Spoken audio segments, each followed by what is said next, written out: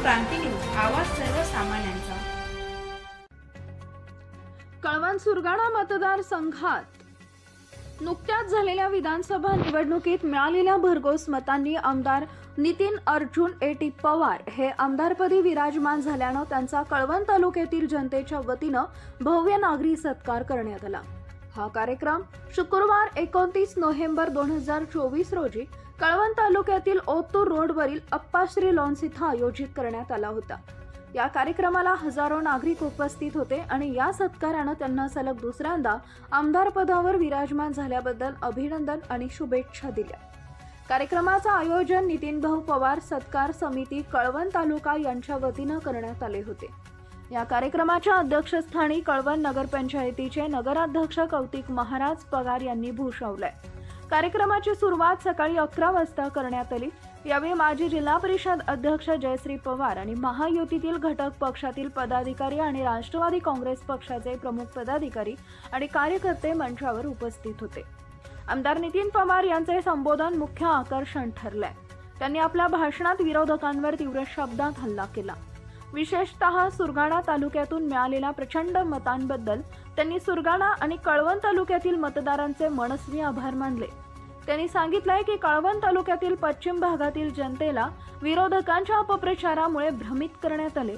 या बाबतीत खंत व्यक्त करताना त्यांनी असा इशारा दिला की सुरगाणा तालुक्यात विरोधकांच्या गावामध्ये देखील विकास केलाय आणि त्याच पद्धतीनं आगामी काळात सर्वत्र विकासाची घोडदौड सुरू राहणार आहे। आमदार पवार यांनी विशेषतः आदिवासी जनतेला लक्ष्य करत विरोधकांवर आरोप केले की त्यांनी आदिवासींच्या आरक्षणासंबंधी खोटी माहिती पसरवून त्यांची दिशाभूल केली। विरोधकांनी आदिवासी आरक्षण संपुष्टात आणल्याच्या अपप्रचारामुळे भोळी आदिवासी जनता भ्रमित झाली असं ते म्हणाले। कार्यक्रमामध्ये अनेक मान्यवरांनी आपले मनोगत व्यक्त केले आणि नंतर सर्व उपस्थित नागरिकांसाठी स्नेहभोजनाची व्यवस्था केली होती। या भव्य नागरी सत्कार सोहळ्याला कळवण तालुक्यातील नागरिक कार्यकर्ते आणि विविध सामाजिक कार्यकर्त्यांनी मोठ्या प्रमाणावर उपस्थित राहून आमदार नितीन पवार यांना शुभेच्छा दिल्या। नागरिकांच्या स्नेह व प्रोत्साहनामुळे आमदार नितीन पवार यांचे पुढील कार्यकर्तृत्वाची दिशा निश्चित आहे आणि त्यांच्या नेतृत्वाखाली कळवण सुरगाणा मतदारसंघात विकासाची नवी उंची गाठण्याचा विश्वास व्यक्त केला जातोय। महाराष्ट्र क्रांती न्यूज साठी मुख्य संपादक प्रकाश बागुल, कळवण। व्यासपीठावर सर्व उपस्थित असलेले तोलामोलाचे सर्व वडीलधारी मंडळी, तसेच युवक मंडळी, तसेच महायुतीचे आमचे विकास काका पण आहेत, समोर उपस्थित असलेले माझ्या कळवण तालुक्यातील पंचक्रोशीतील सर्व बंधू आणि भगिनी, काही मंडळी सुरगाण्याची पण आली आहे। पण आज सुरगाण्याची मंडळी याच्यासाठी मी बोलवली की जरा 2 जणांनी थोडी खंत व्यक्त केली की थोडं पश्चिम पट्ट्यात गोंधळ झाला। ताईंनी निरोप दिले होते की कार्यक्रमाला या, पण काही लोकांचे ताईंना असे फोन आले की ताई आपण कुठल्या तोंडाने यायचं। माझ्याजवळ तर लोक बोलणार नाही, पण तिच्याजवळ लोक बोलत होते की कुठल्या तोंडाने आम्ही यायचं, की आमच्या गावात इतकी मतं पडली, तितकी मतं पडली। पण इथं आमचा तालुका अध्यक्ष साक्षीदार आहे सुरगाण्याचा। सुरगाण्यात मला जिथं 0 मतं मिळाली तिथं मी कामं दिली, तर मी माझ्या घरच्याला काय कामं कमी देणार, एवढं लक्षात घ्या। अहो, घरात भावाचं भांडण असतं, तर मी तर काही एवढं हे नाही ना।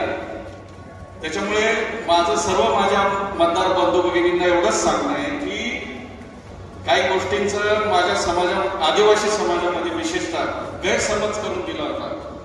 आता अण्णा लोकसभेचा विषय विधानसभेला लोकांनी घेतला, समोरच्यांनी विधानसभेला, की भाऊ संविधान बदल। आता मी काही खासदार आहे की मी संविधान बदलायला चाललो, मी काही आरक्षण आमचं काढलं जाईल आदिवासींचं। आता ते आरक्षण काढायचा अधिकार हा आम्हाला नाही, हा पार्लमेंटला आहे। हा जाब तुम्ही भगरे सरांना विचारला पाहिजे होता। आमच्या लोकांनी भगरे सरांना ते मला जाब विचारताय, मला विधानसभेमध्ये कोणाला अधिकार नाही संविधान किंवा आरक्षण बदलायचा, हा पार्लमेंटला अधिकार आहे। आणि 2दा आमचं सुप्रीम कोर्टामध्ये आरक्षणाबाबत कोर्टामध्ये याचिका फेटाळल्या गेल्या आहेत। 2दा, एक हायकोर्टामध्ये आणि सुप्रीम कोर्टामध्ये पण।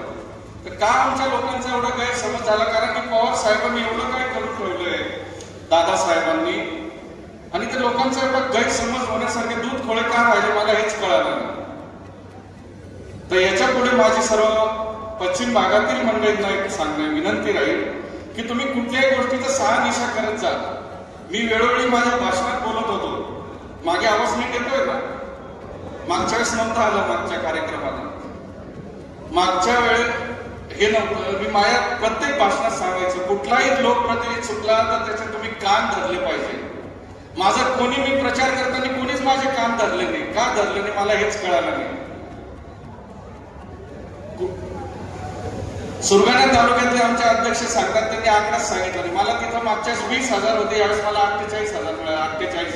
मला अलगुन मध्ये 17 मत आहे. अलगुन मध्ये, अलगुन गावात, अलगुन तिथं कधी नाही तर एक मत मिळायचं नाही.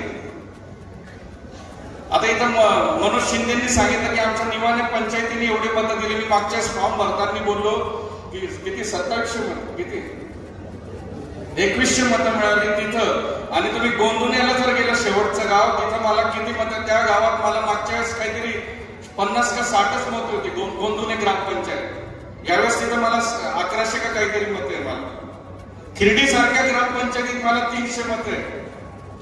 तर आपली लोक का चुकतात मला हे कळत नाही. आता एक चांगलं झालं, त्या लोकांची नावं कळून गेली. त्यातल्या त्यात आमचा विशेष करून मी ज्ञानदेव पवारचे मोठ्या प्रमाणात आभार मानेल. ज्ञानदेव पवार, त्याला मी सभापती केला आणि तो माझ्यावरतीच तांगड्यावर केलाय. ज्ञानदेव पवार, चंद्रपूरचा ज्ञानदेव पवार. इथं आमच्या महाराजांचे भाऊ योगेश आबा 15 कोटीचे कामं घेतले. तेव्हा रवी बाबांना दिसलं नाही का, रवी बाबांना की आदिवासीला काम द्यायचं. तर योगेश आबाही माझ्या विरुद्ध रामनगर मध्ये काय करत होता, रामनगर मध्ये. अशा अनेक मोठी यादी. आणि एक धन्य मला वाटलं, माझे काही मित्र मला सांगत होते, माझी मिसेस जेडी अण्णांच्या घरी जाऊन आली 6 महिन्यापूर्वी. पण एक चांगलं झालं, करंटे लोक तिकडे गेले म्हणून मी निवडून आलो. ते जर माझ्या गावावर असते ना, मी आज आमदार नसतो. हे 2 करंटे तिकडे गेल्यामुळे मी आज आमदार आहे. मी सुखाने. अहो, ह्या करंट्यांनी आपला कारखाना खाल्ला, हे लोकांना का जाणून जाईल मला हे पश्चिम पट्ट्यातल्या लोकांना विचारायचं. ते पूर्व भागात काय त्यांची हिंमत झाली नाही बोलायची पूर्व भागात, पण पश्चिम भागात सांगायचे नितीन पवार आरक्षण काढेल, नितीन पवार हे करेल. आमचा एक पत्रकार त्याच्या आई बापाची शपथ न घेता बिरसा मुंडाची शपथ घ्यायचा, रवी बोरसे म्हणून. अरे काय बाबा, बिरसा मुंडाची शपथ घेतो. अरे नितीन पवार एवढाच की सोशल मीडियामध्ये नव्हता. मी जर सोशल मीडियामध्ये असतो ना तर मी लोकांना कळायला असतं मी किती काम करतो. मी जशा निवडणुका लागल्या तेव्हा सोशल मीडियामध्ये लागला. सोशल मीडिया म्हणजे माझ्या काही लोकांना माहित नाही, मोबाईल, व्हॉट्सअप. एवढा पश्चिम पट्ट्यात प्रचार केला की जसं काही त्यांनी कल्याणच केला. तुम्ही कारखाना खाल्ला त्याचं उत्तर द्या, त्यांनी सांगितलं. आणि आपले कळवणचे अजून एक वकील आहेत, त्यांनी सांगितलं. त्यांनी मला जुना कागद दाखवला. जुना त्यांनी जरा मला सांगितलं, जुना कागद दाखवला. मतं किती पडतील, भाऊ तुम्ही पिवळा शर्ट घालायचा, तुमच्या राशीला पिवळा शर्ट लागेल, पिळा लावत जा. वकील आहेत का? बरं, ते दाखवू नका वकील, राहू द्या. त्यांना पडद्याआडच राहणं गरजेचं आहे. पण मी महादेवाचा आणि आई सप्तसंगीचा फार मोठा भक्त आहे. कालच तुळजा मातेचं दर्शन घेऊन आलोय. त्याच्यामुळे मला काही आता मी निर्धास्त आहे. मला मी जे काही तुम्ही माझं बघितलं असेल व्हिडिओ की मी जे ताकदीचं केलं म्हणजे मी माझं वैयक्तिक नव्हतं केलं, एक लक्षात घ्या. तेव्हा मी हातवारे करताना जी काही जनता होती, जी काही सर्व जनता, ही माझी ताकद मी असं केलं होतं, एक लक्षात घ्या. आणि माझी ताकद म्हणून तुम्ही कायम आमच्या परिवाराच्या पाठीशी कायम राहा असं मला तुम्हाला एकदम हात जोडून विनंती आहे. आणि तुम्ही मला जे काय निवडून दिलं भरभराट मतांनी, त्याबद्दल मी तुमचे ऋण कधीच फेडू शकणार नाही. आणि त्याबद्दल मी तुमच्या मनापासून आभार मानतो आणि माझे 2 शब्द संपवतो. जय हिंद, जय महाराष्ट्र, जय आदिवासी. सर्व जनतेला आगामी काळात आपल्या कोणकोणते मुद्दे आपल्या मनामध्ये आहेत? आगामी काळात फक्त सुरगाणा तालुक्यात जे आकांक्षित तालुका म्हणून जे काही घोषित झाले आहे ते कलंग तालुक्याचा पुसायचं आहे. आणि दोन्ही तालुक्यात जे काही प्रलंबित कामं आहेत ते पुढच्या ह्याच्यात मार्गी लावायचे. त्यातल्या त्यात 132 kV आहे कनाशीचं. भविष्यात MIDCचंही चालू आहे. ते बहुती कशी जमीन जर मिळाली 100 एकर तर ते मार्गी लावण्याचा प्रयत्न. आणि आता पॉलिटेक्निक कॉलेजचाही आपला एक विषय आहे, त्यासाठी विशेष प्रयत्न करायचे. आणि काही पश्चिम पट्ट्यामध्ये आपल्याला मतदान अपेक्षित पडलेलं नाही, त्या संदर्भात आपण काय सांगू? नाही, काही भागात मतदान थोडं हे झालं, त्यात त्यांनी गैरसमज करून दिला होता मतदारांचा, कारण की हा केंद्रातला विषय होता. जेव्हा वास्तविक खासदारांना प्रश्न विचारायला पाहिजे तो आमदारकीच्या निवडणुकीला तो विषय आला. त्याच्यामुळे तो निश्चितच तोही दूर केला जाईल. समाज तसा शून्य आहे, समजूतदार आहे, तो निश्चितच त्यातून सावरला जाईल. अशाच नवनवीन बातम्या पाहण्यासाठी आमच्या महाराष्ट्र क्रांती न्यूज या यूट्यूब चॅनलला लाईक करा, सबस्क्राईब करा आणि बेल आयकॉनला प्रेस करा.